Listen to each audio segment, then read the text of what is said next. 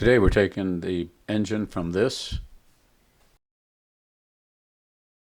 to this.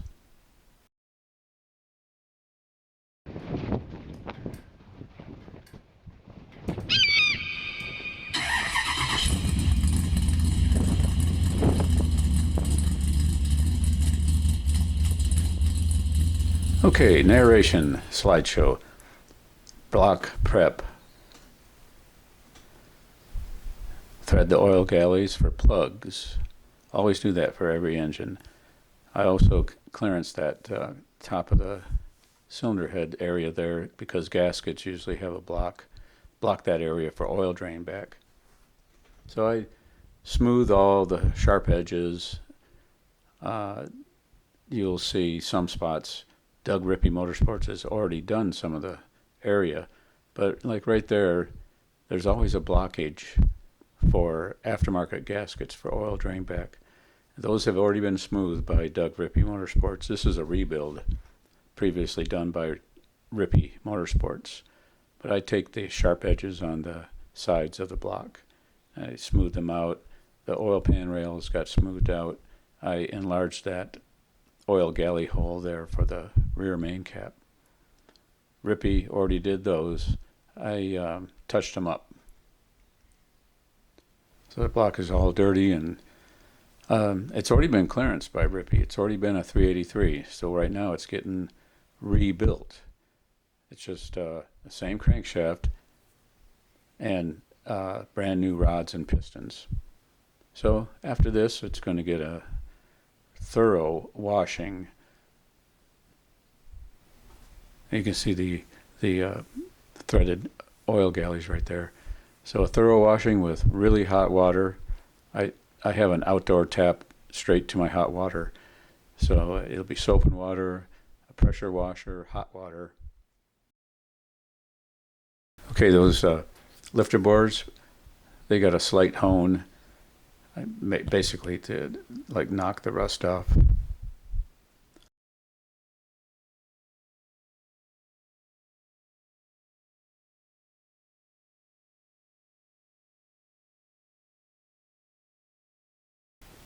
All right, the next thing you see here is a clean block. Sprayed and oiled down. I even squirt oil down into the oil galleys. As clean as I can get it. Next thing I do is give it a really thick paint job. I use POR 15, the engine black, and I really lay it on thick.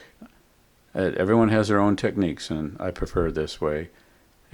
It doesn't cover up all the blemishes, but I try to get it to cover as many as I can. Now for the camshaft. This is the original Doug Rippie Motorsports camshaft, so the owner wanted to reuse it. I don't see why we can't. It's take it to Todd Connick's. Also, he does the crankshaft balance, and also that's his dad's jacket from Aquasco, Maryland. And it's basically just trying to polish up the journals and the lobes. The lobes couldn't get fully polished up, but they're good enough for a used cam. That plug there, the Pioneer plug, I just wanted to show you the part number. It's for the front oil galley and for the oil weep hole. Camshaft bearings go in, and this is kind of a view right on in, right after putting them in, and there are, as you can probably see, some sharp edges and I guess like flakes from the camshaft. So I always have to blow that out, wipe it out right after putting cam bearings in.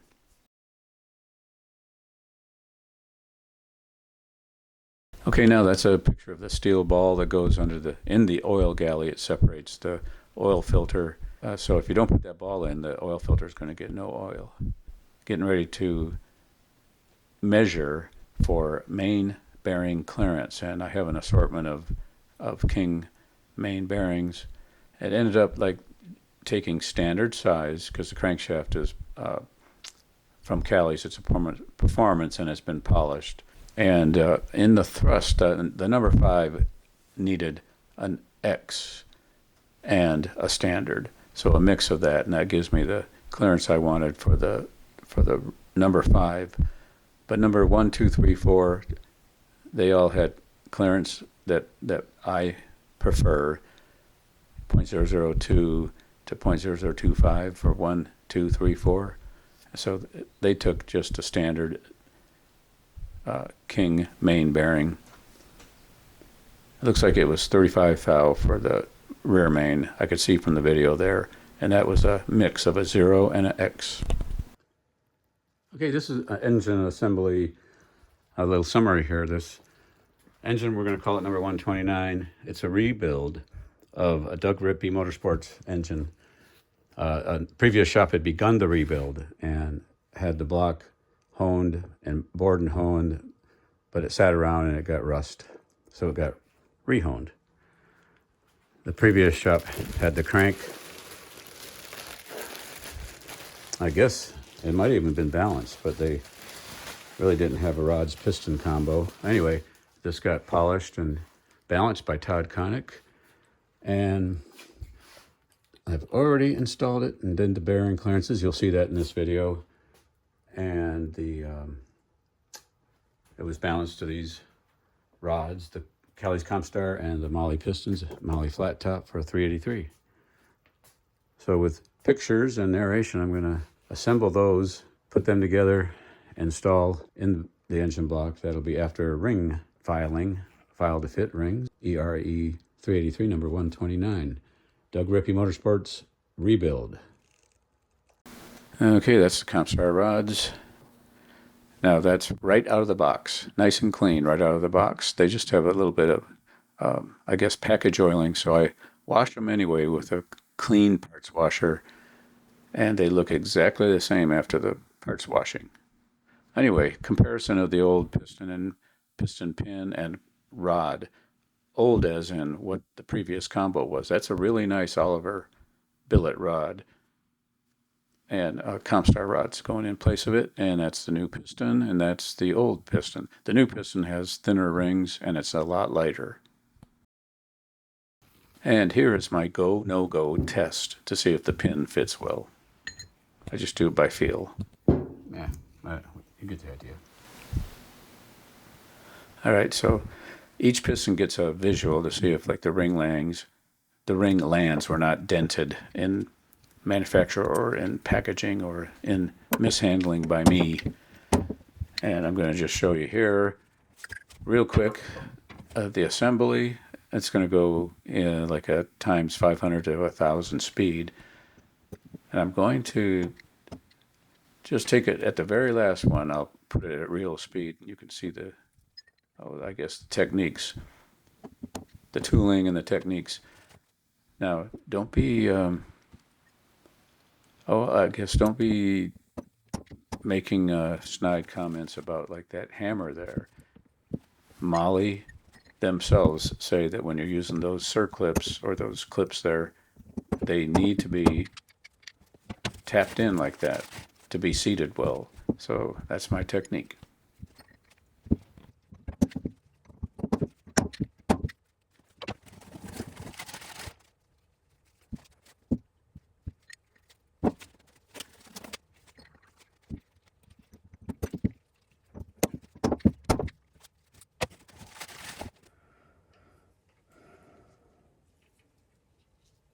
Okay, so very last one. So what I'm doing is just the eyeball of the ring lands. The reason I do that, I didn't always do that. There was one time I had a brand new set of pistons, and one ring didn't fit well. It's like, what the heck is that? And I could see that the ring land was smushed. Now that could have been from the factory. That could have been in handling or shipping, or it could have been me, bumping it or rough handling, not knowing or not noticing at that time. And most likely it could have just been me, probably rough handling, because Molly pistons, their quality is top notch.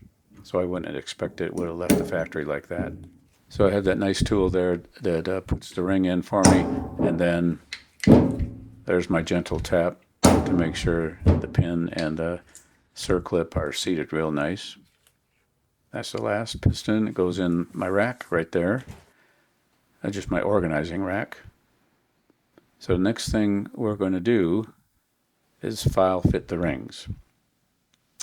That's a nice picture right there of that's number 2 bore, and that needed a sleeve, and that was from the previous owner. Okay, so since I'm not a fully equipped machine shop, how do I know what my bore size is? I rely highly on the machine shop. This is unusual. I don't do this very often. I'm checking bore sizes because they're all a little bit different, because this was already bored and honed when the customer got the engine, and it was just rusted up, so I took it to Johnny Hurd and we cleaned it up. He torque plate honed it. This has a sleeve and it's in number 2 down there. And he told me the sizes, that they're 41. It's a 4041 with some a little wider, and I'm going to document which is which. So how do I do it? I take my bore gauge, and I got a Precision from BHJ, a Precision bore gauge. It's called a gauge, and I got we'd call this a bore gauge also. There's a bore gauge, there's a bore gauge. And I gotta get this stuck in there. So I'll reference my 4030 and zero this out at 4030. But then I'll transfer to the cylinder, and whatever differences is the bore size. This one here, since it's a 40 over, it'll go to 4, but it's a little more. So they're all 41 with a little more. So this one is a 41 with a hair more, like 2/10 thou. Number 3 is a 40 with a 1. I already know number 5 is a little tighter. It's a 40 with a, it's not a full 1. It's like a 7 there, 7/10 thou. And then this number 7 is the widest. It's a 40. Get that glare out of there. And a little more, right? Like 4/10 thou. It's a 41 plus a little more. Maybe just call it 5/10 thou. So number 7 is a 4.0415. The pistons are for 40 over, so they're all just going to have 1 extra thou of piston to bore clearance. The other one that's a 4.0415 is the sleeved one, number 2. So that's how I do it. Carl Ellwein, Ellwein Engines. Take care. Okay, ring filing. I did 20 thou for the top ring, 18 thou for the second ring. This is for street performance. And I'll do the first rings first. That's the first ring. Then I push them down in for storage. Then I do the second ring and then leave them there. Then, before I put the rod piston combo in, I want the camshaft in. Now this is a Doug Rippie Motorsports camshaft, originally from 1995. So I'm just looking at it there, that picture of the gears for the oil pump drive, and it's in pretty good shape.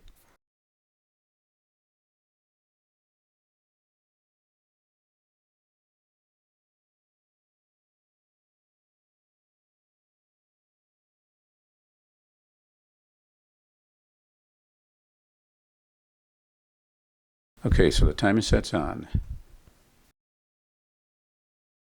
So that's rod journal measurement, and then the connecting rod gets torqued with the bearing in it, then bearing measurement, and they're all about 0.002 to 0.0022. I put a rod piston combo one at a time, make sure that everything clearances and it doesn't hit the camshaft. What's that, number 2? And that's a picture of the bearings that I use. It's the King bearing 807H narrow. Real good bearings. Looks like everything's in right now. Every piston and rod combo, probably not torqued yet.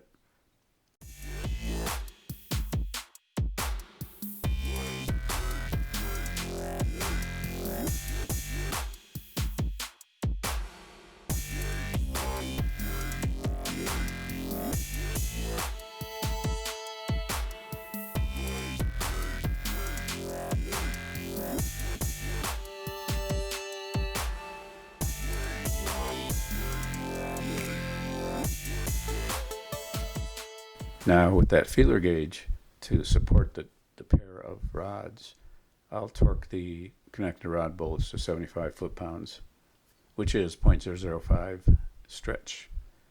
So it looks like they're all torqued there, and it's just pictures to look at. Now to the oil pump, we selected the 10554. That's a standard volume but high pressure. Now to the windage tray, the stud kit that I got, the windage stud kit, they're a little bit short.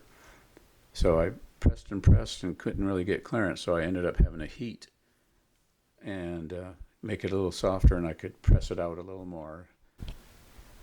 So now I can get the engine upright on a stand, checking the pistons now if they're in or out of the hole. They're all out, 0.003 to 0.001. This block was previously zero decked, but in order to clean it up, make it flat, it had to be decked again, so it was worth doing that. Now to the camshaft. Unknown specs for the camshaft, so I made sure to do intake center line for both intake and exhaust, and do where the valve opened at 0.06 and where it closed at 0.006. So I took all those measurements. So I'll put the camshaft specs here that I measured.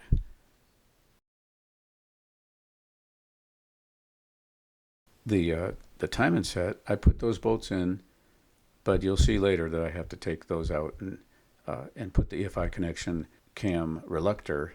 See right there, that cam reluctor, it needs a different set of bolts. Just make it so that you can screw them in. Now to the EFI connection cam sensor reluctor and the plate. That's the reluctor, and I test fit the plate, and I looked without the cam sensor in there, you can see, and it looked a little too close, so I put washer spacers behind the bolts just to give it a little more space. Then I can put the cam sensor in and finish up on this. So, all right, the lifters are GM, straight from GM LS7 lifters, but they're marketed from BTR, and I get them through Summit. Excellent set of lifters, and they'll go to the parts washer and get washed, and then they'll get oiled down. So next thing, lifters will go in. The spider tray is on there. Now, the next thing would be what? It would be the cylinder heads. So the deck surfaces are going to get cleaned up, make sure there's no oil or fingerprints or anything on there. I use acetone and my clean rags. Now, since the pistons are out of the hole, I need to have a thicker gasket, so I'm going to use the Felpro 0.039 thick, the 1074. So that'll put us at somewhere like 36 thou to 38 thou for piston to cylinder head clearance. Final look down each of the bore, just a final look, and then there's the gasket, the 1074. Then the heads there, they've been refurbished and by Dennis Staff. He's done a really good job on them. It's a set of Brian Tooley racing valve springs, new Manley exhaust and intake valves, all set up by Dennis, but those are highly used. So the heads were originally done by Doug Rippie. That's the original rockers from the Doug Rippie Motorsports. They actually fit quite nice. The guide plates align those rocker tips to the valve tips really, really nicely. The push rods were reused, 7.250 length push rods. They ended up working pretty nice. A nice fit on the valve tip. And that's going to be it for today. This thing is, at this point, it's going to need to get the intake and the oil pan on. Hopefully it'll get a good dyno session, and it'll head off to the customer. Carl, Ellwein Engines. Take care.